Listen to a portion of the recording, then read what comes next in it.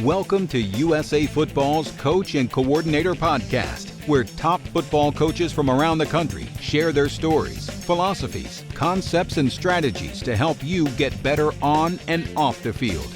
Now, here's your host, Keith Grabowski.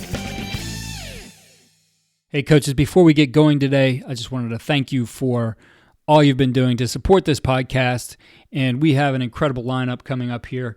We have just about every major college conference represented. We have a ton of FBS coaches, Division II coaches, Division III coaches, some great high school football coaches coming on the podcast to share with you and help you grow professionally during this time. I really appreciate all of you asking your questions on Twitter. Please follow me at Coach K. Grabowski for our daily updates on our guests and your opportunity to ask questions. We will read them on the show and attribute those to you. So please contribute to the show as much as you can. I also want to talk to you a little bit about our football development model, which is something we've rolled out here at USA Football. And this is really for you to be able to help your youth football programs develop. It's about a long-term athlete development plan. It's something that comes off of the American development model, which is something that the USOC has put together. The idea is that we're able to teach skills in a progression starting at the youngest ages. We're also looking at the different game types we have, whether that's flag, which is non-contact, limited contact games like padded flag or tackle bar, and full contact, and the right progressions for contact teaching there as well. Be sure to check out all we do at footballdevelopment.com and check out what we're doing with the FDM, the football development model, at usafootball.com/FDM. usafootball.com. Joining me on the podcast today is the receivers coach at Boston College, Joe Dailey. Joe, it's great to have you back here on the podcast. Thanks for having me. It's exciting. It's been a while since we've last visited, but I've followed you regularly and really looking forward to it. I remember vividly, the day we did our last podcast, and you told me in the morning, like, hey, and you were at Liberty, so the Liberty staff got let go today, and we were doing it in December. It's like, oh, man, but, you graciously went on with it, and it was an outstanding podcast about being an offensive coordinator, and I think anybody at any level would want to go back to that one. We'll put it in our show notes, but that was a great conversation on all kinds of things about, the things you need to do as an OC. Oh, yeah, certainly. And that was probably after my fourth season of being an OC, and just some of the things I had learned prior to that, and then, all the things I learned during that opportunity to be an OC, and then, since then, I've been an OC, and then, I'm transitioning to being an assistant coach now. So excited to share, some of the new insights that I've come across these last two seasons. Absolutely. And for our listeners who did hear you when, you were leaving Liberty, you did end up at New Mexico. So, what was that like to be able to, you moved from Liberty, it was a tough time for a little bit, but, able to move to New Mexico, and then, a year later you're at the Power 5 level. Yeah, certainly. It was a unique experience. I've never coached out west before. I was in the Mountain West, one of the best, group of five conferences there is. Phenomenal coaching, phenomenal student athletes in that league. And so, I was coming into a situation where there just hadn't been a lot of success the last couple of years at New Mexico under Bob Davie. But the success that we had at Liberty against numerous FBS teams, including New Mexico, gave me an opportunity to actually come out there and be the OC. And just an invaluable experience, learned so many different things. Prior to being in New Mexico, I was a heavy RPO, ISO power counter, inside zone, outside zone team. And all of a sudden I got to solve those same problems I used to do with RPOs now from a quarterback run perspective. So I had, had to adapt and adjust and overcome a lot in a short period of time, just because of the talent that we had wasn't going to be able to execute all the things that I wanted to do in the RPO game. So with that in mind, Coach, what was your approach in making those adjustments and really being able to learn what those guys could do? Certainly, we implemented the system, and we needed to take some time to evaluate what we were capable of doing, both mentally and physically. And it didn't take very long into spring ball, probably after about 5 practices, maybe 6, to really get a good feel for what our skill set was. And from there, we were able to kind of trim the fat from the things that we thought would be a waste, trying to maintain and continue to develop and strictly hone in on the things that we felt was best for us moving forward, going into the 2019 season. And, some of the specific things, had to deal with how do you handle the force problem, right? Is it corner force, safety force? Is it backer force? And, most RPO teams, you're reading force. But when you're dealing with athletes that maybe don't have the skill set to pass the football as accurately as you want to and as efficiently as you want to, you got to figure out a way to solve that problem. And so the uniqueness of that situation was same problems, different solutions. And I was able to, implement a system that was capable of handling all the same problems you would have in an RPO system, just from a heavy quarterback run situation. So, Coach, now you've made the move to Boston College, and while the responsibilities change, I'm sure there's a very similar approach to how you do things.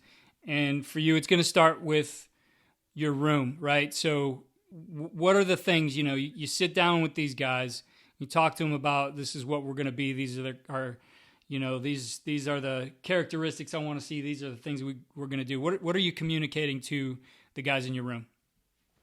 Well, just a day in life of a receiver here at Boston College, usually the subject matter consists of this on a daily basis. One, we're always going to start off with something non-football related. So we call it the daily word, and we cover topics that are not specifically related to the game of football, really life situations. And I really feel like at the end of the day, if they leave my tutelage having only learned football, then I've failed them as an educator. And so every single day when we step foot in that room, before we ever talk X's and O's, alignments and assignments, techniques, and anything of that nature, we talk about life. And we cover a number of different categories and topics just specific to, what these young men are going to deal with once they leave, our guidance. And so I know we're going to be graded by wins and losses, but I'll look back on my career and be able to say what kind of coach I've been on, what kind of men these guys, turn into 10, 15, 20 years down the road. So we always start off with something non-football related for that reason. Then from there, we'll talk about our wide receiver mantra, like what are we supposed to be as a group? And we say, first and foremost, we got to be fundamentally and technique sound. We got to be fast, physical, and disciplined. And anytime that football goes up, with me, it comes down. And everyone in the room is expected to recite that. And that is who we are, and that's who we must be every day on and off the football field. And then from there, we always talk, always cover a defensive topic, whether it be alignments, whether it be coverages, whether it be schematical thoughts, etc. And then we'll jump right into our install. We'll talk about a laundry list from things we need to clean up from the previous day, and then we'll talk about goals and our agenda for that day. So those are things that, we'll cover on a daily basis year round.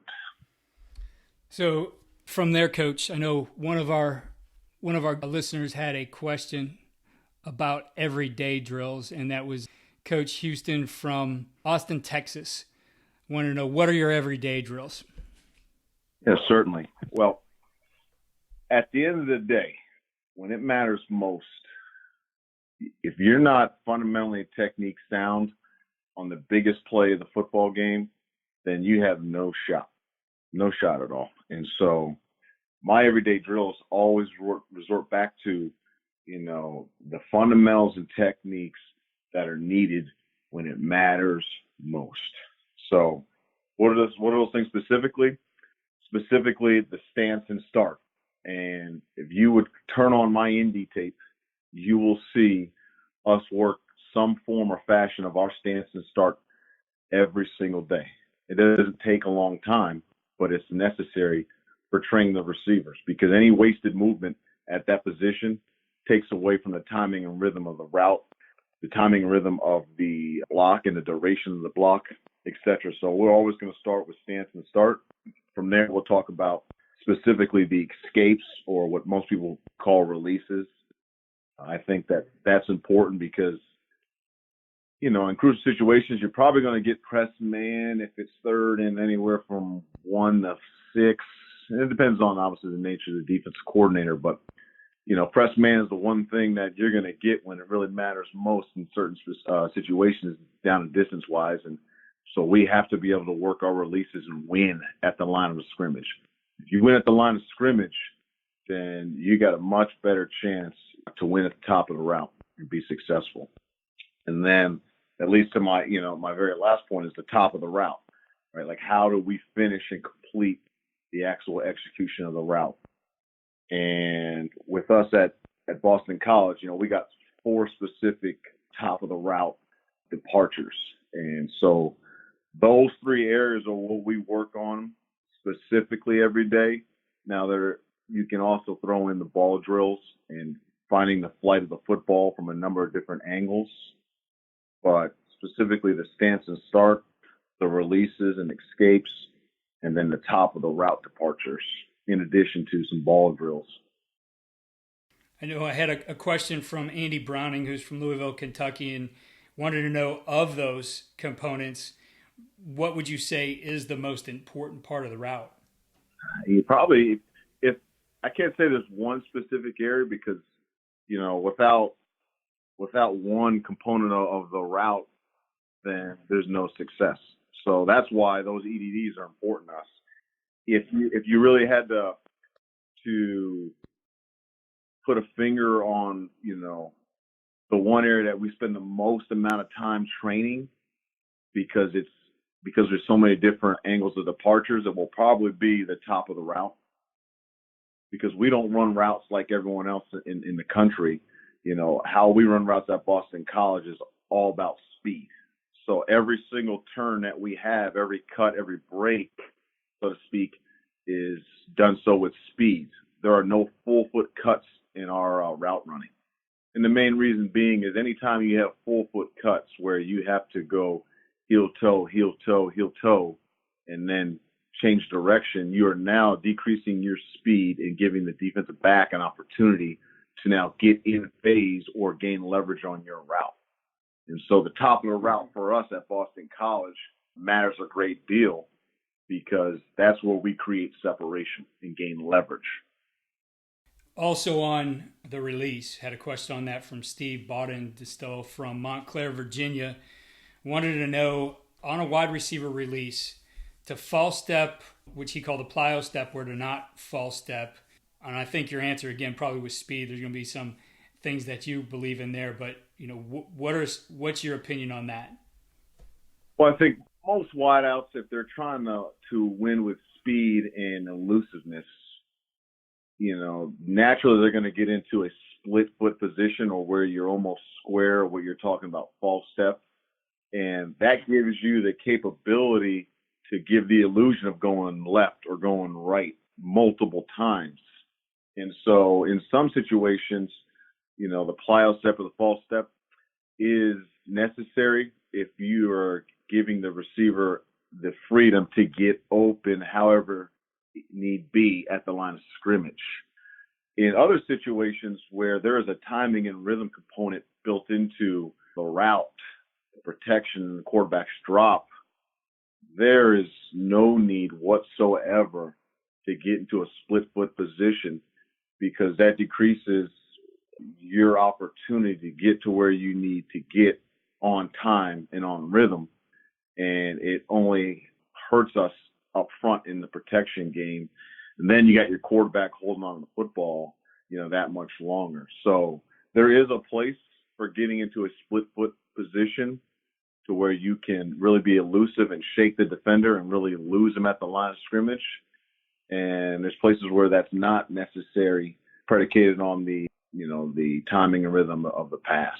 And you've talked about, just in the last minute or two, a lot about the timing and the rhythm of the pass. And I can remember back to when I was at Baldwin Wallace in we were making a transition the year I took over as coordinator to some different things, but we really put a premium on calibrating the passing game so that everything we did with the quarterback and his footwork and where his eyes were going was going to match up to all the things that the receivers were doing to, get into their route, to get to their break point, to make their break.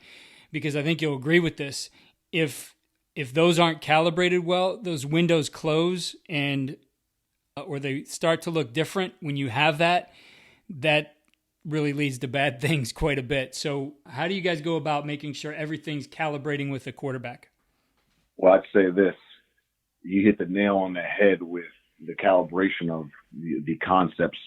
For us, we're tying the shoelaces of the pass protection, the wide receivers, and the quarterbacks together. We are laced, we're intertwined, we are united. And so the depth of our route, the location or reception area, in addition to the pass protection time frame, in addition to the quarterback's feet, arm, and eyes, they are all laced together. They are all in sync, which allow us to be playing in unison and in unity. And so there is a premium put on the timing and rhythm of the quarterback's drop, of the offensive line set, and the eligible receivers on each route and pass concept.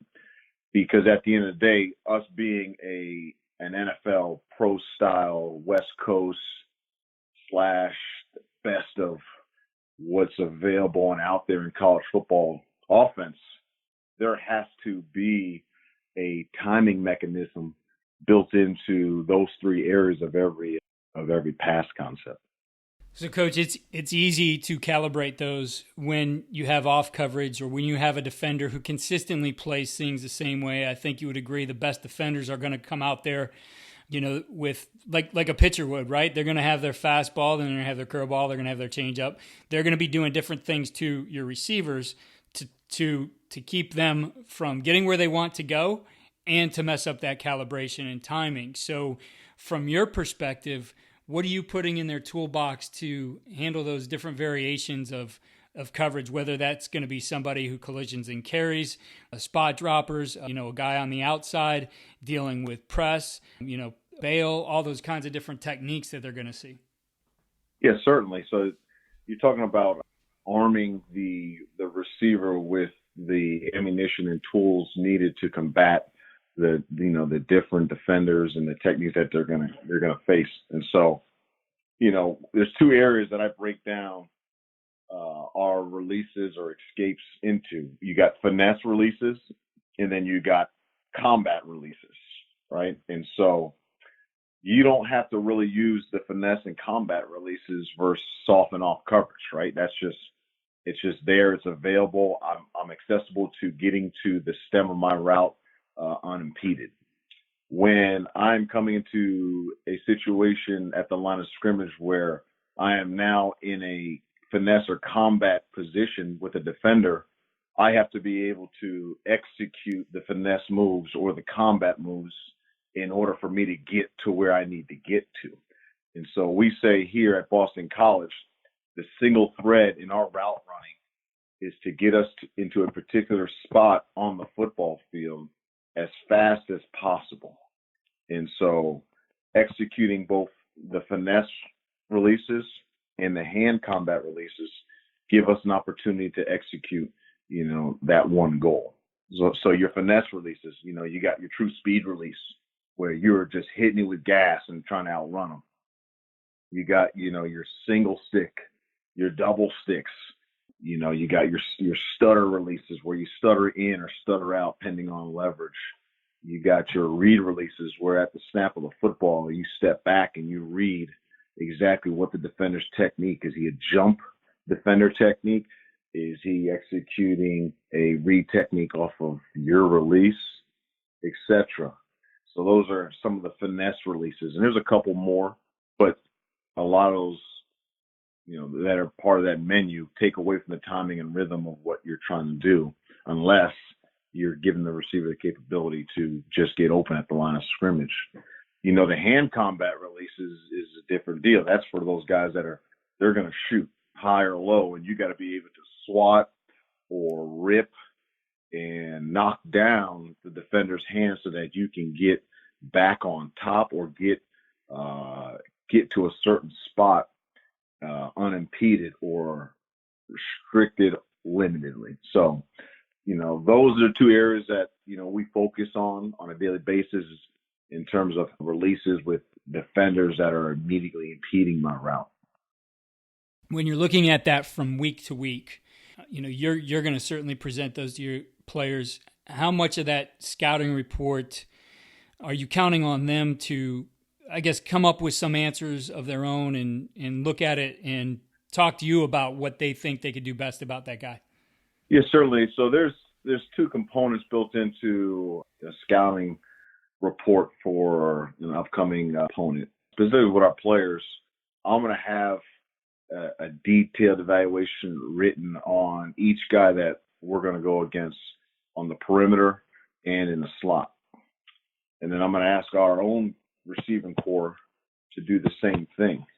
And then once we get together for the game planning and the actual implementation of the game plan, we're going to talk about specifically what we've been able to evaluate on tape, what we think works best, what we've seen through the body of work that defender has put on tape for us to really take advantage of what his skill set is or what his weaknesses are. And then from there, we go about executing it in our EDDs that week. So, Coach, maybe not as much in New Mexico, but definitely now that you are in the Northeast at Boston, what bad weather drills? This is from Scoop Reed. And I can tell you, Coach, Scoop Reed is like getting questions into every guest. This dude has to be sitting back with a notebook, and he's getting all his questions answered. But Scoop wanted to know, what effective bad weather catching drills do you use? There's a number of ball drills that we use just in traditional weather, right? Like just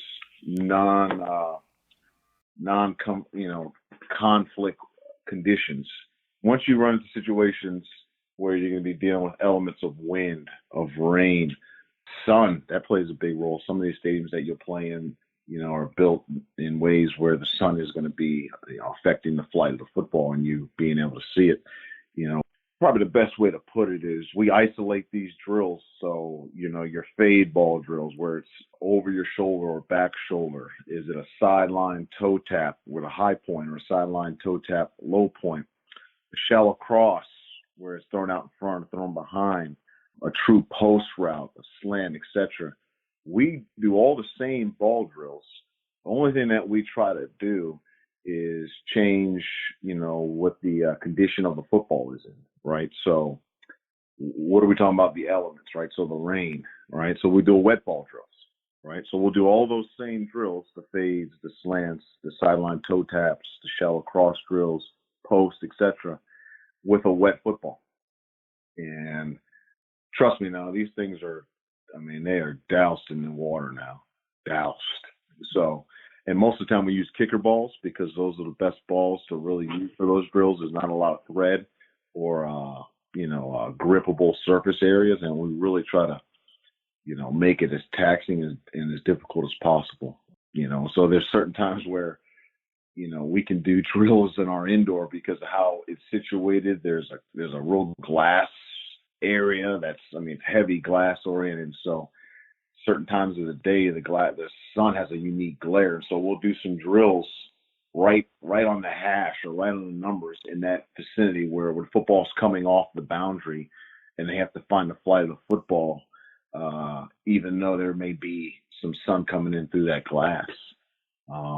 And then you got to deal with those wacky, flight paths of the football on deep routes most of the time. It's not in that short or intermediate area. It's most of the time on go routes or post routes or deep overs.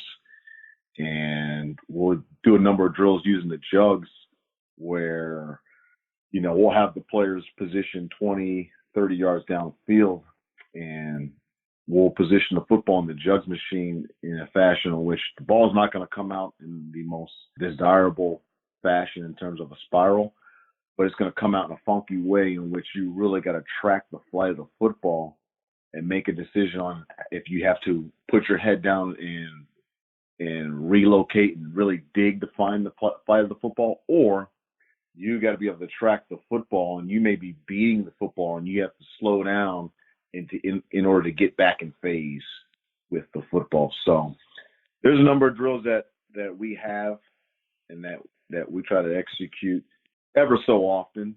It's not an everyday deal, but it's something that we are mindful of because there's going to be opportunities for those things to occur, and we have to have prepared for those. Coach, another question from Coach Reed, the recruiting side of things. What things are you looking for in a receiver as you guys are recruiting that particular guy that you maybe he's not exactly, all those things now, but you see the opportunity for him to fit in to and be part of your program, be part of your offense? What things do you look for? Yeah, certainly. We always start off with the talent component of it, right? Like, does the young man have the physical capabilities to be successful at this level and within our scheme? So talent is the first thing that we try to identify, and specifics within the talent. What are we looking for at the wide receiver position? There's a difference between size and length. Size being height, length being how long a young man's limbs are, how long his fingers are, how big his feet are. Speed versus twitch. Guys that are fast versus guys that are twitchy, because there is a difference between the two. A young man's catch radius. Can he catch the football away from his body in all different areas, or is he really only good when the ball is, from his chin down or from his chin up? Does he have strong hands, right? Because a lot of times on tape when you watch a wideout, you can see whether he catches the ball initially, right when the ball's thrown into his pocket, or does he double clutch it? His ability to bend, sink, change of direction, the ability to transition. Those are a number of things we look at. His fluidity in his gait. Does he lumber? Does he struggle to run, or is it just natural? Is he just like a gazelle and he's floating? His ability to play vertically, like, can he go up and catch the football, right? Because the highest man wins on jump balls, and can he stretch the field vertically? His separation skills, like at the top of the route, does he create separation and leverage, or does he slow down and every throw is a body catch because he can't create separation? Does he have special teams value? Does he do a number of things beyond just his primary position? And that there tells us really what kind of player we're getting. Is if he's involved in a number of different special teams, and he's as good, if not a better player when he doesn't have the football, then that's a young man that we definitely need to recruit. So you definitely got the talent component. That's the first thing we look at. Then from there, we look at the academics. Does your young man have the capability to academically compete at Boston College? Because Boston College is not for everyone academically. It's a very challenging place, and the degree from Boston College means a lot, carries a lot of weight, and will definitely play a huge role in a young man's life after football. So there's definitely the academic evaluation. And then lastly, the character, right? Like, what type of young man are we dealing with? We're not so much concerned about his socioeconomic situation or his background. We're more concerned with what type of young man are we dealing with. Does he have the desire to compete in the classroom, on the field? Does he have a can't quit, won't quit mentality? Is he constantly seeking knowledge? Is he trying to get better? What type of person is he? What type of teammate is he? Things of that nature. So we're looking at a student athlete in three different areas. It's talent, it's the academic, and it's the character component. So those first two, those are easy to see, right? You have the film, you have the report cards. The character, of course, they're going to come and visit you, and you're going to have some of that time. You're going to be able to be on the phone with them. What other ways do you really go about learning as far as the character of who he is, and is he going to be a fit for Boston College? Yeah, part of the academic evaluation when you go out on the road recruiting does have a place for the character evaluation. And so most of the time you have to go through a guidance counselor or you have to check in at the front desk. And if there's a young man that we're seriously inquiring about and we want to know more about, we're going to ask at the front desk, hey, have you had much interaction with, so-and-so? Really? What type of young man is he? And so I can tell you with every guy that I've signed or have been seriously, pursuing, I've asked a number of different parties at the institution that they're at about the young man's character. Because that matters at the end of the day. Who he is when he's not around the coaches is who we're concerned with. Who's that guy? Not around us. They're going to do everything we want them to do when they're around us. But who are they when they're away from our supervision and guidance? Those are the guys that, that we're after, that have the talent and the character that's compatible with our program and our institution and what Jeff Halfley and our athletic director want. Tell you what, Coach, it's an interesting time. We've never faced this before, and we don't know how long it's going to go on, or what some of the, social distancing requirements are going to be for these guys. I know a lot of guys are out there maybe working with a buddy or whatever, but what can receivers do now, whether they're yours or other receivers across the country? What can they do now? What are some easy things they can do to make sure that they keep honing their skills? Yeah, certainly. At Boston College, we've come up and we are literally in the process of implementing it on a daily basis here now, a way for our young men to be accountable and committed to the person that they want to become athletically and personally, in addition to, being a good teammate and representing Boston College well. And so, we've put together an agenda that we are holding each other accountable to. And it always starts off with, getting up and get something to eat. Then actually getting some physical activity, right? Like actually working out. Now, if our young men aren't accessible to weights, we understand there's a number of different body weight routines that we can use and implement that will keep us, in shape mentally and physically, keep us flexible, keep our speed and our conditioning. Then there's the third component of the academic piece where our young men are still in classes. Obviously, it's just online. And so there's an accountability there where they have to sign in, and it is monitored for the duration in which they're signed in. There's also online tutoring that our young men have, right? And then there's the component of sleep, right? Making sure that our guys aren't up and at it all night long, getting a limited amount of sleep now that they're on their own and not being able to, make gains in the recovery component of it. So between the nutrition, the academic component, the athletic component, the sleep component, there's a number of different things, that young men can do. I know our guys are actively, trying to execute that now, but really all student athletes can kind of follow that model there.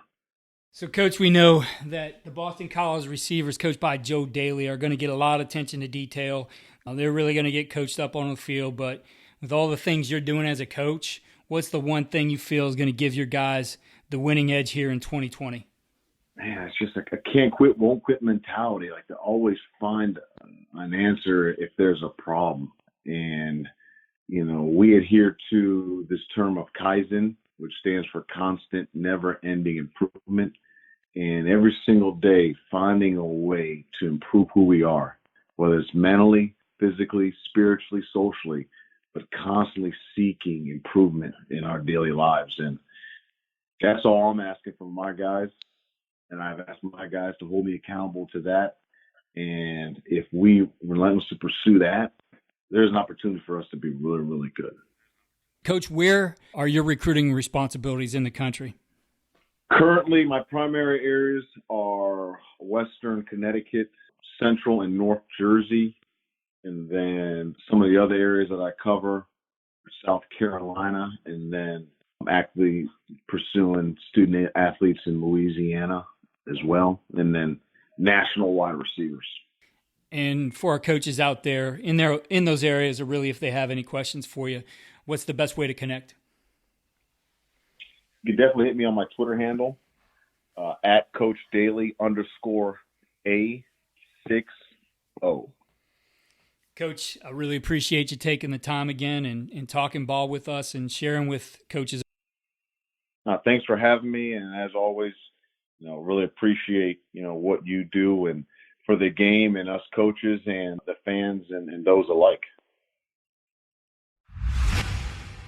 Coaches, again, I want to remind you of what we're doing with the football development model. Please push this down to your youth coaches. I think this is a great way for you to get some organization and structure beyond